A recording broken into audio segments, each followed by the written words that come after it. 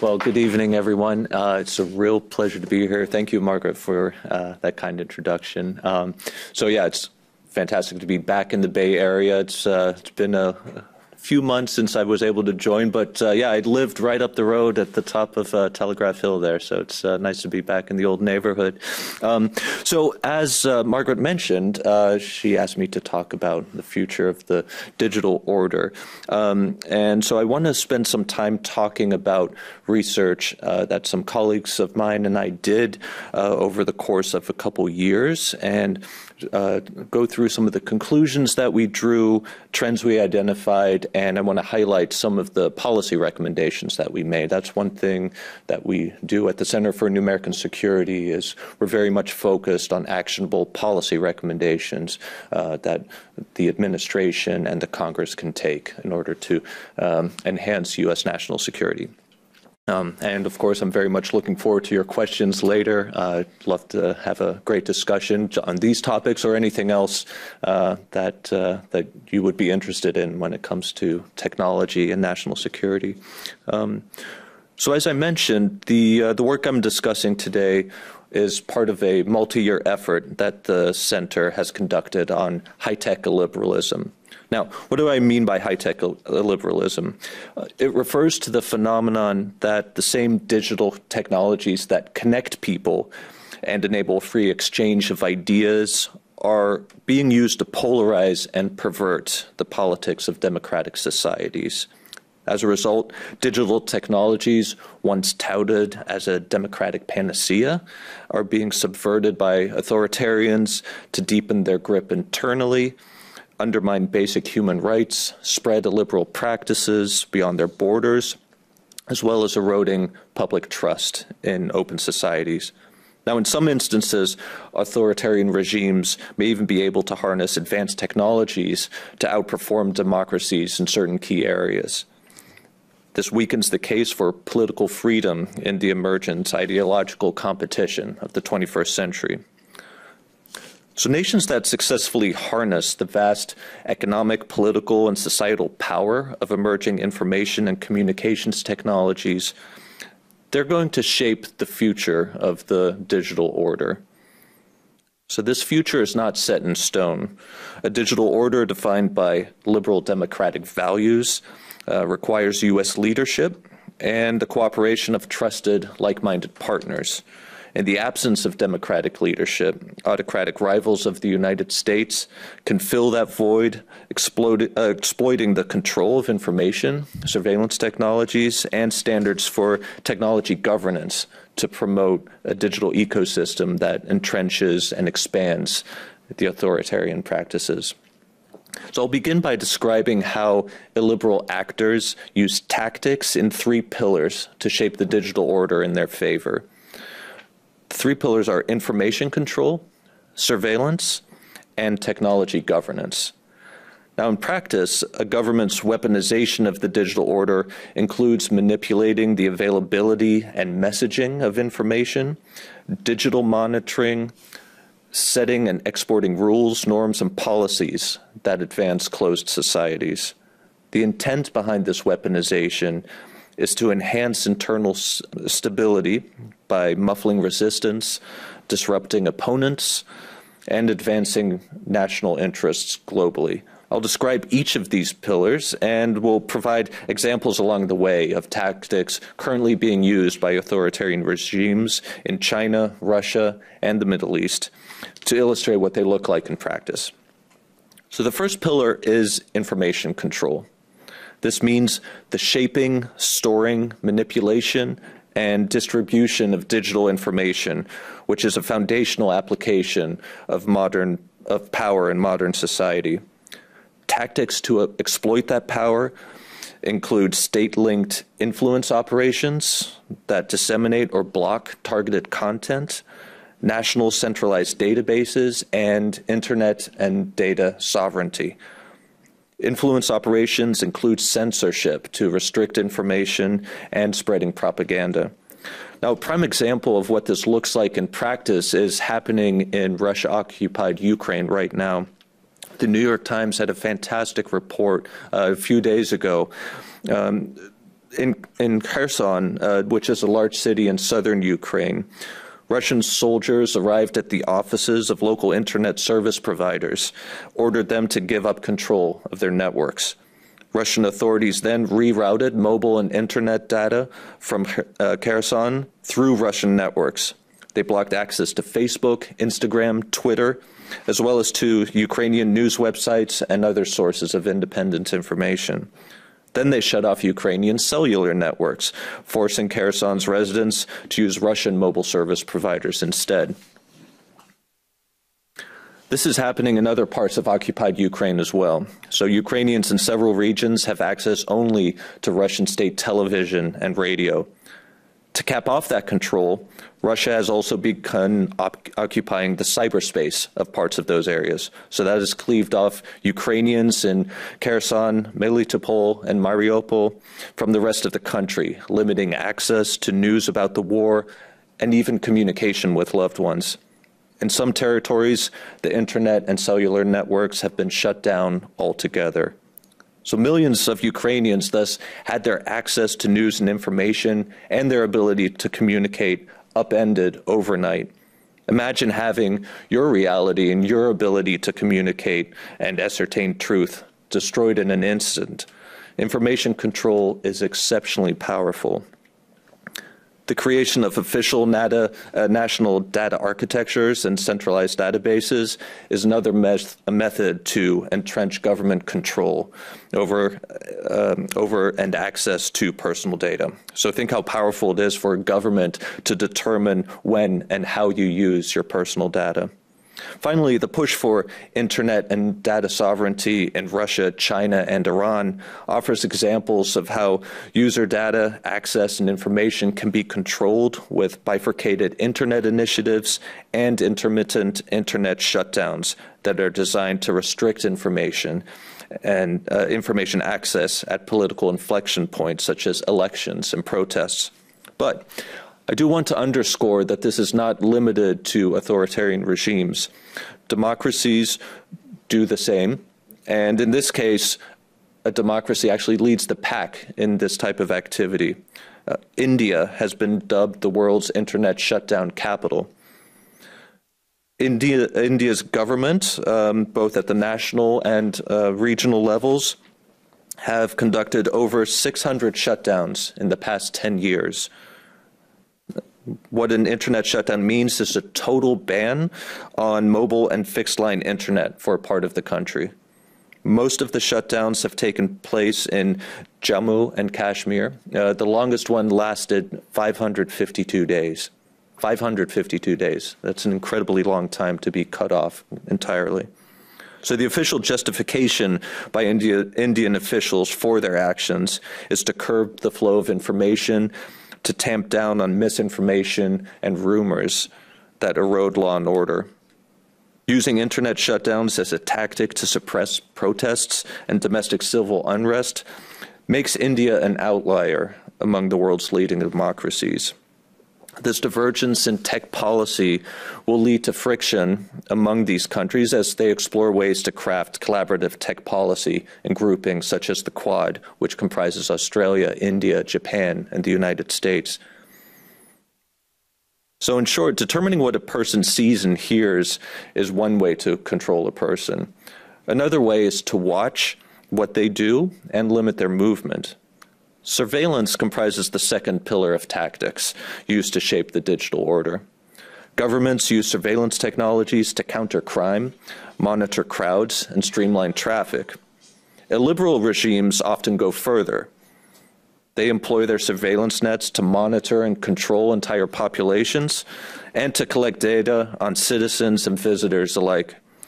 Such surveillance is possible with widespread deployments of cameras and video systems. China leads the world in deployments of such systems, followed closely by the United States, India, and Brazil. Combining these camera systems with advances in biometrics, such as facial and voice recognition technologies, enables authorities to keep track of citizens and to collect, organize, and analyze information on their life patterns. Breakthroughs in artificial intelligence are supporting predictive analytics to justify preemptive detention. So, for example, governments in the Middle East use spyware to gain access to private data, primarily on cell phones. Through measures such as hacking, regimes can intimidate dissidents at home and conduct espionage operations outside their borders. U.S. partners, such as the United Arab Emirates and Saudi Arabia, have spent millions of dollars reinforcing their coercive ecosystems of preventative surveillance. The most famous example is Saudi Arabia's use of electronic surveillance tools to track Washington Post journalist Jamal Khashoggi to the Saudi consulate in Istanbul, where he was murdered. Saudi Arabia even went so far as to hire 2 Twitter employees to spy on users and hack dissidents' accounts. One of these employees was found guilty and convicted in San Francisco federal court just yesterday.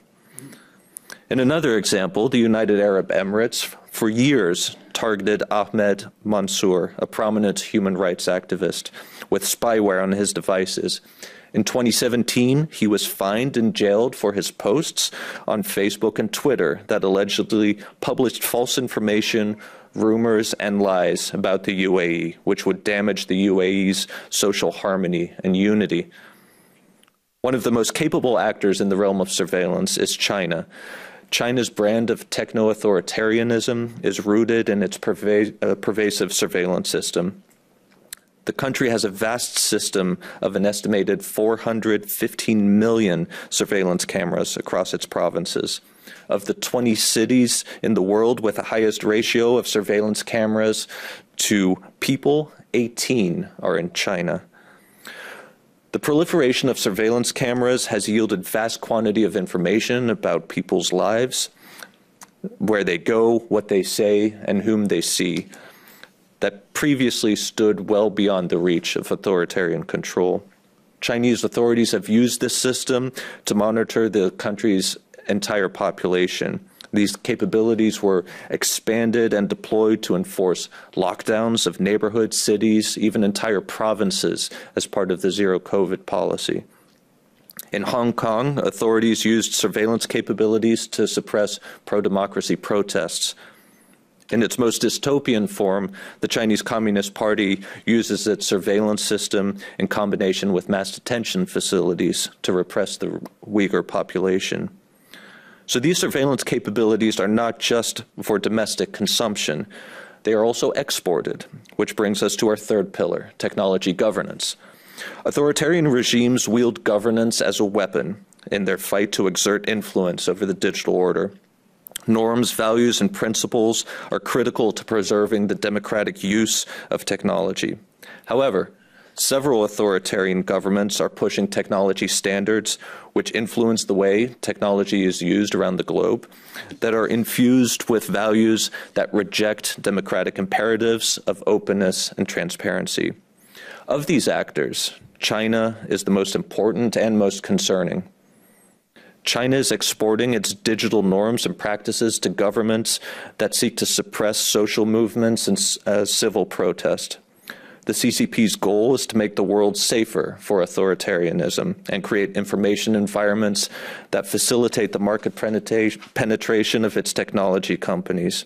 It is also increasingly using international bodies to legitimize these digital norms and standards.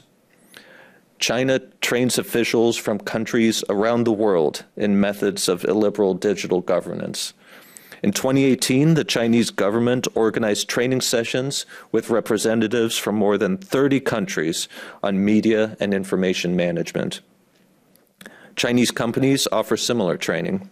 In some cases, companies have helped governments write laws and development plans that benefit the companies. For example, the telecommunications company Huawei drafted the Lao National Information and Communication Technologies Development Plan white paper for that country's Ministry of Post and Telecommunications.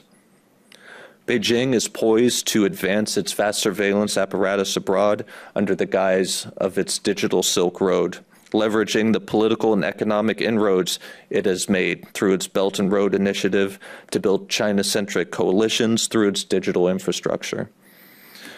An authoritative party journal in 2017 discussed the centrality of the global influence of internet companies. to China's strategy for emerging as a cyber superpower. As Chinese technology companies are encouraged to chuhai, meaning take to the sea and penetrate foreign markets, they have emerged as major players across the Indo-Pacific region in fields including telecommunications, equipment, data centers, and urban public security networks. So now that I've presented the three pillars of information control, surveillance, and governance, and examples of tactics, let's turn to three dynamics that policymakers must address to safeguard liberal norms and values. The first dynamic is that the increasingly close alignment between China and Russia will generate dangerous digital synergies. Both governments view a free and open internet and the spread of social media and other digital tools as threats to their national sovereignty and their hold on power.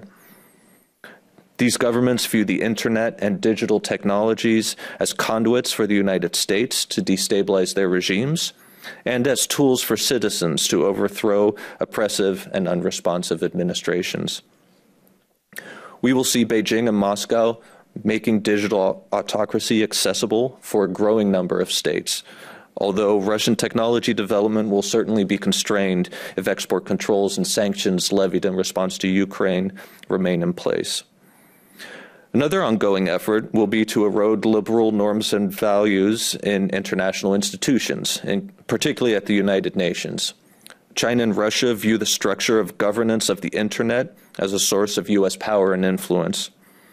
They therefore seek to undermine this system and shape norms around the internet and emerging technologies such as artificial intelligence in ways that advance their own illiberal interests. Then there is the prospect of Chinese and Russian splinter nets. Both are pursuing independent root server systems, pushing hosts to remove root servers from the United States to limit America's ability to cut off internet access. Working together, these two nations pose a more potent force, advancing a trend toward fragmentation.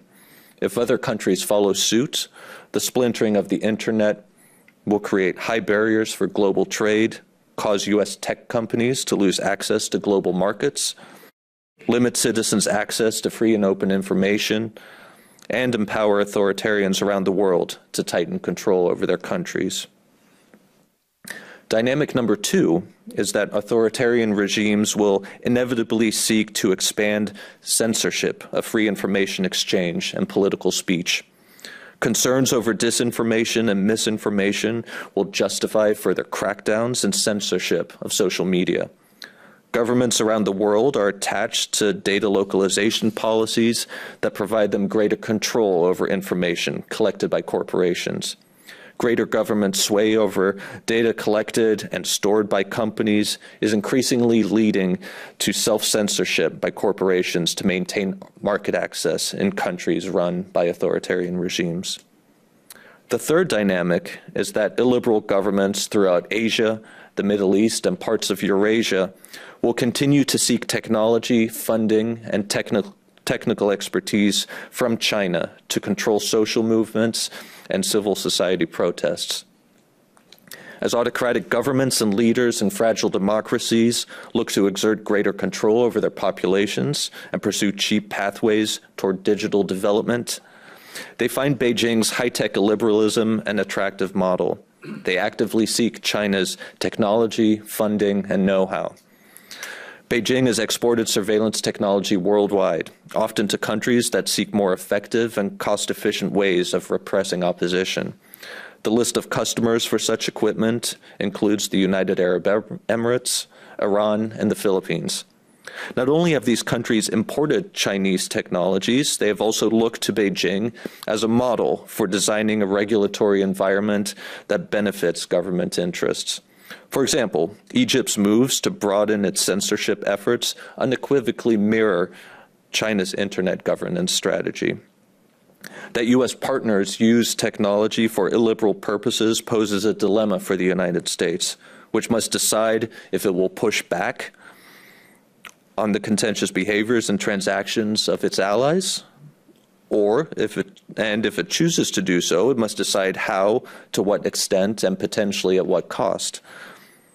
To illustrate how U.S. policymakers can address the implications of authoritarian efforts to shape the digital order, here's some of the recommendations that my colleagues and I put forward. They come in 4 categories: what we need to do at home, what we should do in conjunction with democratic allies, what we can do with non-democratic partners, and finally, how to counter U.S. competitors. The first 2 recommendations are about what we need to do at home. The United States needs to put its own digital house in order to effectively shape and promote a liberal digital order around the world. A shortfall in regulatory oversight and a lack of national policies on digital matters is inhibiting America's ability to lead. Recommendation number 1 is that the United States should enact a national data protection and privacy law. Congress should establish a data protection framework that clearly articulates the U.S. approach to data privacy at home. Such measures are necessary to address national security risks, streamline regulations, mitigate barriers to innovation, and create a better environment for global influence on data protection and privacy issues. 2, the U.S. government needs to prioritize research and development of privacy-preserving technology solutions. To this end, Congress and the White House would be well served to create incentives for novel research in technologies that preserve privacy of data, while also maintaining the use of technologies to extract value from data sets. So these technologies include homomorphic encryption, secure multi-party computation, differential privacy, and distributed learning. While there are important things we can do unilaterally, cooperation with other democracies will be key. So the United States must work with like-minded democratic partners to ensure a digital order that preserves and promotes open societies and to combat the illiberal use of emerging digital technologies. Here, the overarching recommendation is to craft a technology alliance, a multilateral forum comprising of the world's leading democracies to serve as a mechanism by which members reach a coordinated approach.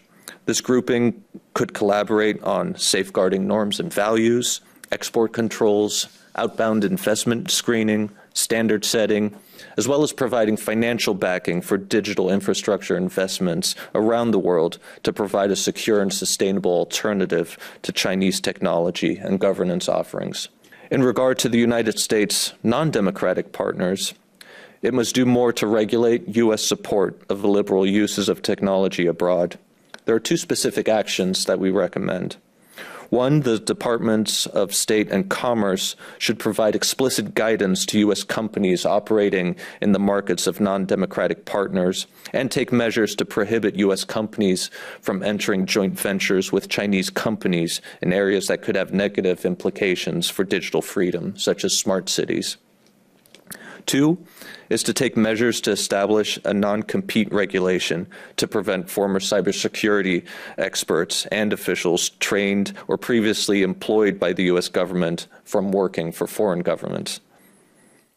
Finally, to counter its competitors, the United States should harness sanctions, advisories, and export control measures to impose costs on the repressive practices of the liberal governments. Specifically, the White House should consider additional Magnitsky Act sanctions in concert with the Commerce Department's entity list if companies are found to be complicit in tech-enabled human rights abuses. The White House should also coordinate with the Commerce and Treasury Departments to sanction illiberal governments, digital economies, including cybersecurity firms, in cases of their use of technology for repressive or disruptive purposes. This will signal that regimes must be responsible actors to participate in the global ecosystem. There's no doubt that the United States and its allies and partners face considerable challenges with efforts by authoritarians to shape the digital order. Much of the actions by the leading democratic powers have been reactive. What is needed is a comprehensive and proactive framework to ensure that the future digital order is open, free, secure, and beneficial for all. At a minimum, the United States must work with like-minded democratic partners to ensure a digital order that preserves and promotes open societies. Whether or not autocrats' digital models prevail on the world stage will be determined in the next decade. And democracies must take an active role now in shaping that result. Reclaiming the digital order for democracy will require a synthesized dynamic policy response. My hope is that you found the ideas I presented today to be compelling steps in the right direction to ensure that our digital future is open, democratic, vibrant, and secure. So, thank you all very much.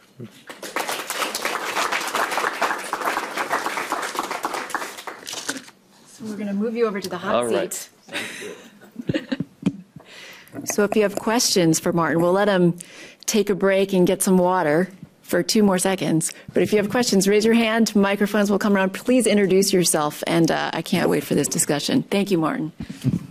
So I was wondering what your thoughts were on a approach emphasizing the role of commercial players. So similar to the Privacy Shield, where the Commerce Department works with the EU to certify certain companies are compliant with U.S. privacy standards, but kind of expanding that approach to a market/regulatory-based approach with good digital privacy practices and globally. So something kind of not so much legislative-based, but looking at kind of a regulatory/company approach. Yeah, and there is work underway to do something like that. I think it holds a lot of promise, but not all companies are willing to go along with that. And so I do think that ultimately legislation will be necessary in order to ensure that certain activities don't continue. Larry Greenwood, Japan Society of Northern California. I wanted to go to your first recommendation about having a U.S. System for data protection and privacy.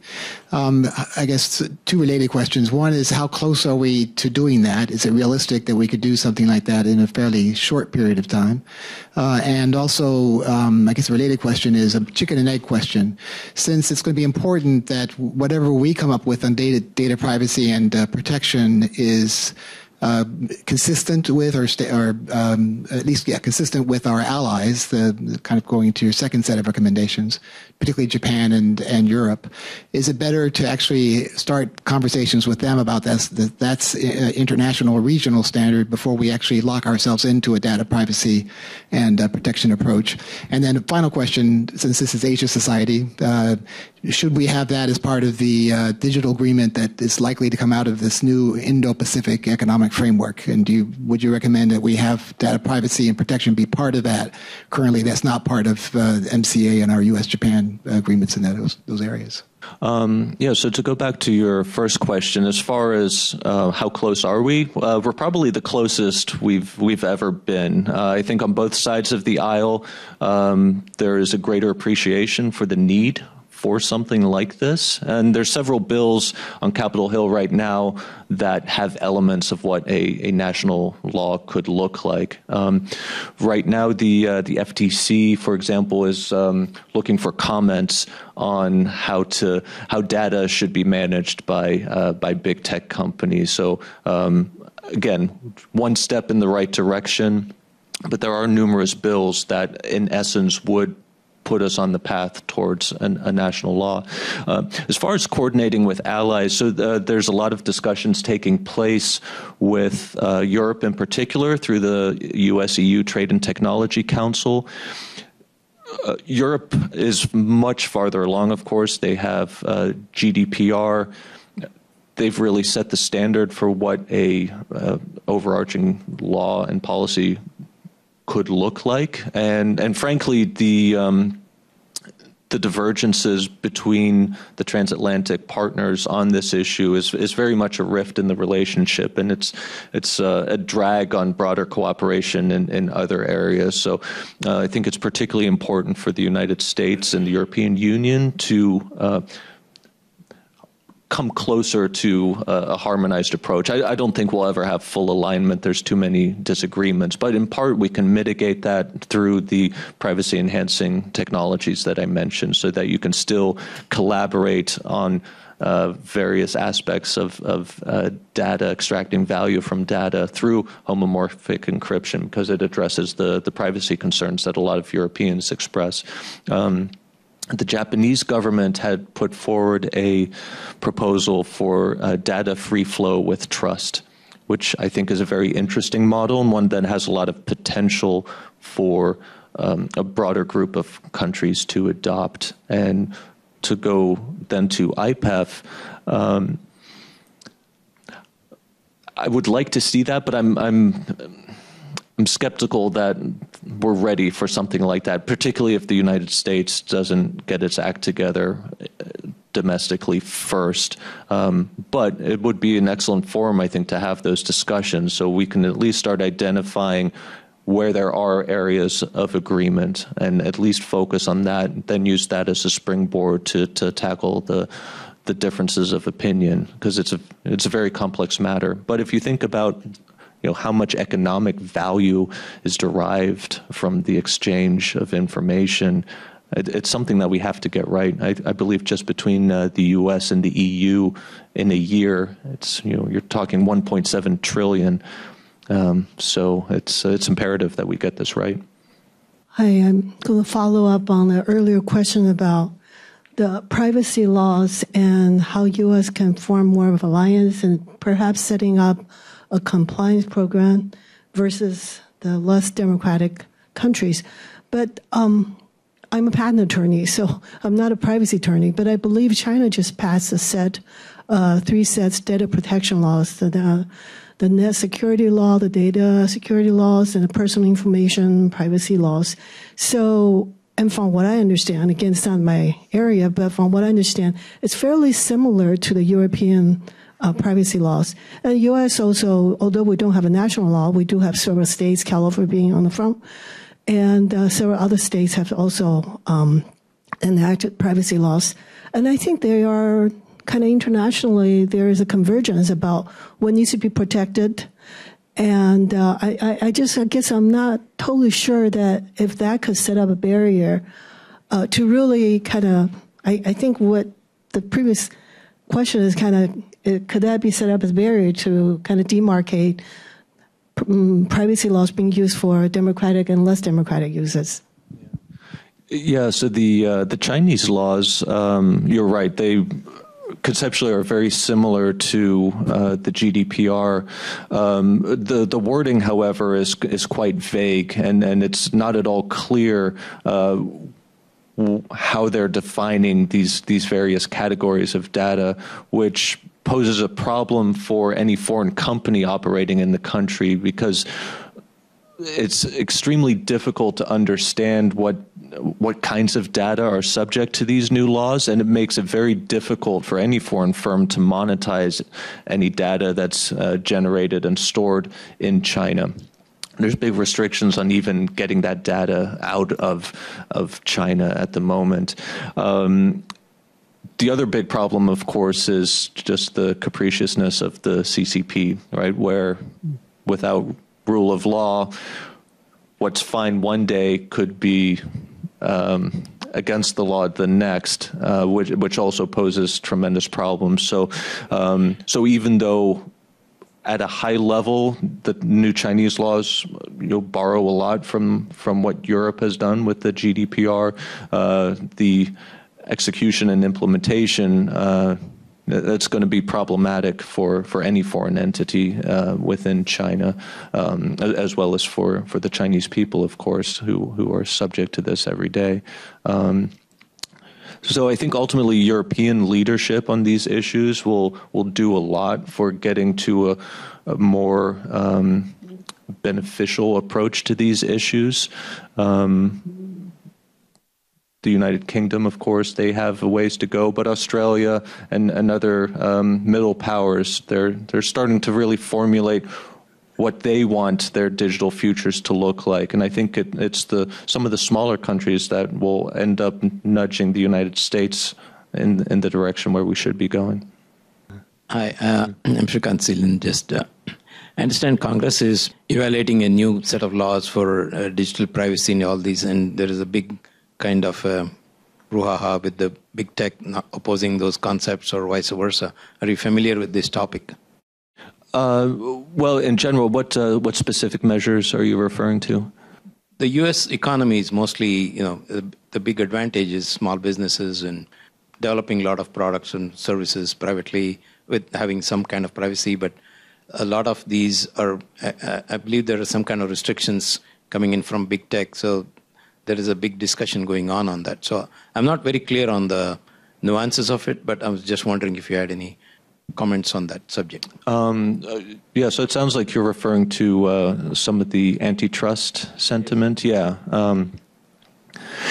So both elements of the Republican Democratic parties think that certain U.S. tech companies are too big and too powerful, and they're interested for different reasons, but ultimately the end goal is the same, is to have greater oversight over what these companies do. And certain legislators actually want to break up some of the big firms, such as Google and Facebook, for example, or Meta, as they're calling themselves now. What's interesting is, after a lot of complaints over what the European Union did with the Digital Services Act and the Digital Markets Act, now there are U.S. legislators that are actually putting forward bills that are quite similar in tone and outcome. It's still a minority perspective, I think.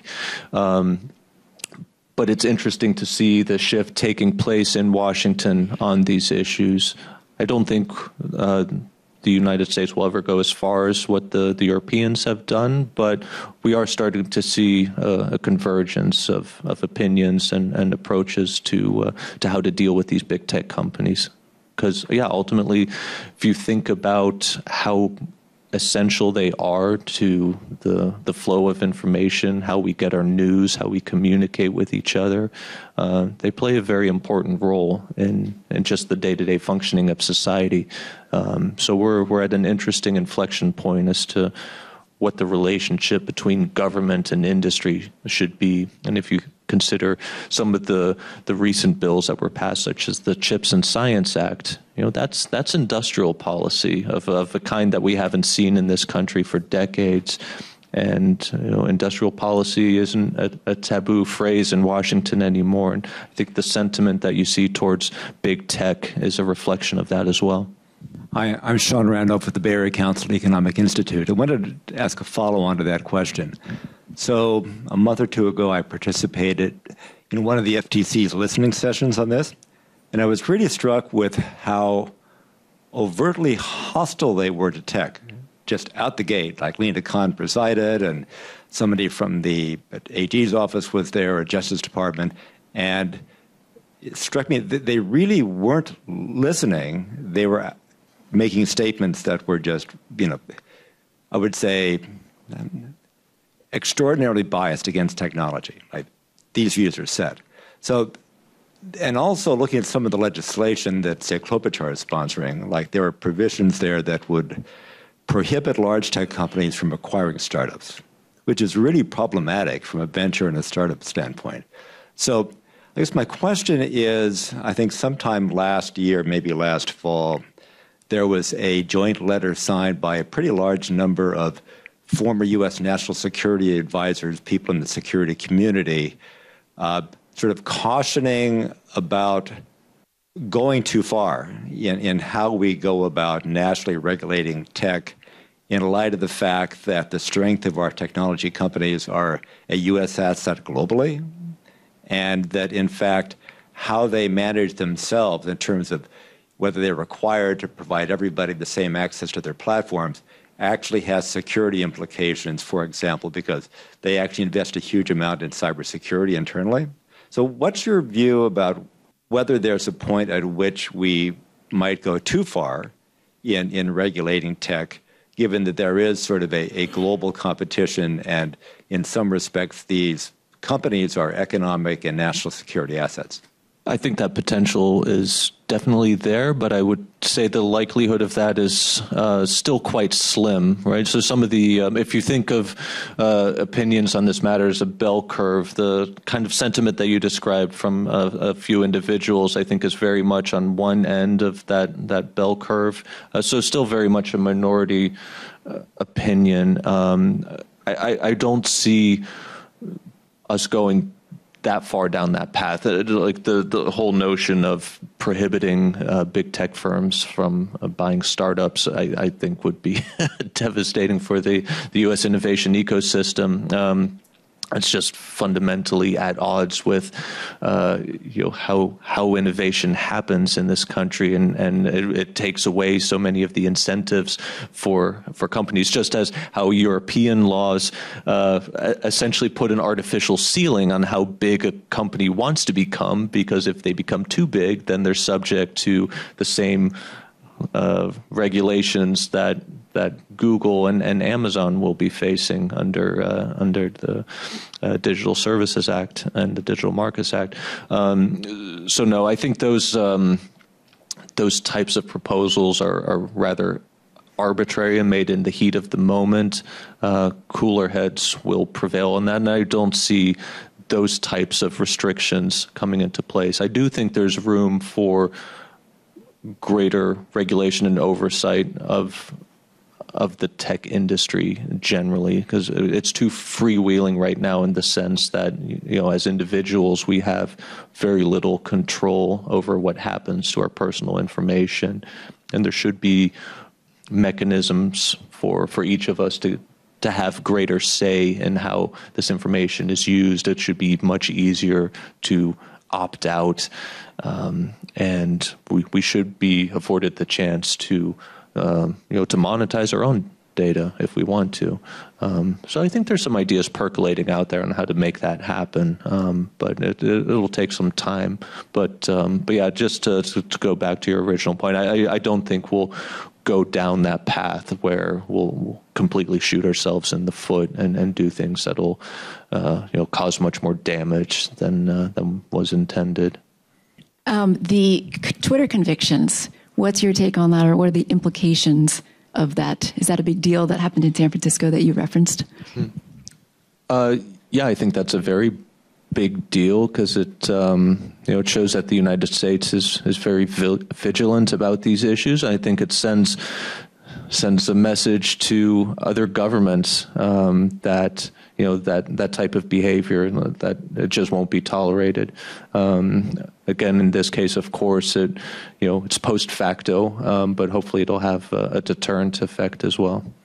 China's crime rate has been historically much lower than the U.S., and also over the last 2 years, we can see the infection rate in China is much lower than in the U.S., and also the death tolls. So I'm just wondering, I know you are studying the whole competition between U.S. and China, so I feel like, of course, the people in China enjoy much less privacy than Americans, but in exchange, they enjoy lower infection rate and lower crime rate. So what do you think in the long run, which model will go further in the long run?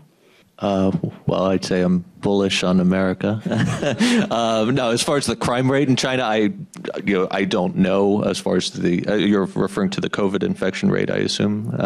Infection and crime rate. Oh, okay. Well, yeah. So the crime rate in China, I don't know anything about. I don't believe China's COVID numbers. I think the number of deaths and infections were much, much higher than what the government has told us. But no, I mean, ultimately, as an American, yes, I think the American system is a fundamentally better one. I think having people live in freedom and being able to do what they want to do and when they want to is, fundamentally a better political system, a democratic system where people can enjoy the rule of law. And actually have a choice in who their leaders are. So you may feel differently about that, but yeah, I think ultimately America's system and just liberal democracy generally is the better outcome for humanity. Hey, one of the regions in the title of your talks about the Middle East, and you mentioned that a bit in your talk. So do you think Middle East, just a consumer, from what I heard, you talk about Middle East as a consumer of Chinese technologies? Or do you think the Middle East is going to play other roles in this reshaping of the digital economy worldwide? In terms of producing their own technologies? They certainly have aspirations to. The Saudis, for example, wish to have a more diversified economy, and technology being one area where they want to do that. And I think a lot of countries in the region look to Israel and see what they've accomplished, right? I mean, Israel's technology sector is world class, and talk about a country that can punch above its weight in this sector. So no, I think there's definitely potential for certain countries to do that. In that region, if they were to rise, what kind of technology sectors are strongest in that region of the world? Well, certainly artificial intelligence, I think, would be one area where there's tremendous potential. Because, again, you don't need, one, they have the money to gain access, buy the compute that you would need to train your models. So I think that's one area that would make a lot of sense. And biotechnology would be a very interesting area for Middle Eastern countries to pursue, too. Again, looking at the transformational potential of biotechnology for an economy, for society. I think in particular, if you're, other than oil, relatively resource poor, I think that's a very interesting area to spend time and money and energy in order to make advances there. Because it could truly change how their economy is structured. So as we start eventually consuming less fossil fuels, biotechnology would be a very interesting area for these governments to explore. Hi, Hugh Lester from PwC. I guess my question sort of relates to a lot of what I've heard. It seems pretty depressing, frankly, in terms of so this is another area where there's divergence between the US and other, so-called democracies against China, Russia, etc. And there are many other examples outside of the digital sphere with this. And it just seems to be this trend of continued, at loggerheads and, us and them. And are there any silver linings? Are you optimistic about anything that may get better in terms of cooperation on these matters? Honestly, right now, I see very little to be optimistic about. There's obviously between the United States and Russia, things are in a very bad state right now, and for good reason. If you have Russia invading a sovereign country unprovoked, the U.S.-China relationship is, of course, very complex. But even now, in areas where we should be cooperating, such as climate change, AI safety, there's very little communication taking place. And frankly, I think it's more so because Beijing wants it less than the United States does at this point. So I don't know what it'll take to improve that dynamic. My understanding from speaking with policymakers in Washington is that a lot of their overtures have gone unanswered, and that on scientific and technical topics, the climate change issue, counterterrorism, counter-narcotics, and just military to military communications, they're shutting the door in our faces right now. So until there's a bit of a détente there, I'm not particularly optimistic of the relationship improving anytime soon. On a different, more mundane level, these credit card frauds, etc., are costing the commercial consumer in the U.S. quite heavily in the order of billions of dollars. People in certain countries, can just bill customers in the U.S., and it's been happening it's costing billions of dollars. So on a commercial scale, is there something either the government or the state can do to educate the common person, develop some kind of measures to kind of mitigate or reduce or stop these losses? Any general comments? Because it kind of interacts both on the privacy level as on the commercial small business level. Yeah, credit card fraud is a huge problem. I think better data protection, such as through encryption, could help. But yeah, the simple fact of the matter is that it's not that difficult to steal someone's credit card information. Although fraud detection algorithms have improved quite a bit. I tried to use my credit card to buy a ferry ticket in Greece a few weeks ago, and I kept getting a fraud alert. I wasn't able to buy it, even though it was a legitimate purchase. But I think for a lot of financial firms, it's essentially the cost of doing business now. But perhaps if we start moving to digital currencies, that we can build more security in upfront and help to mitigate some of the efforts.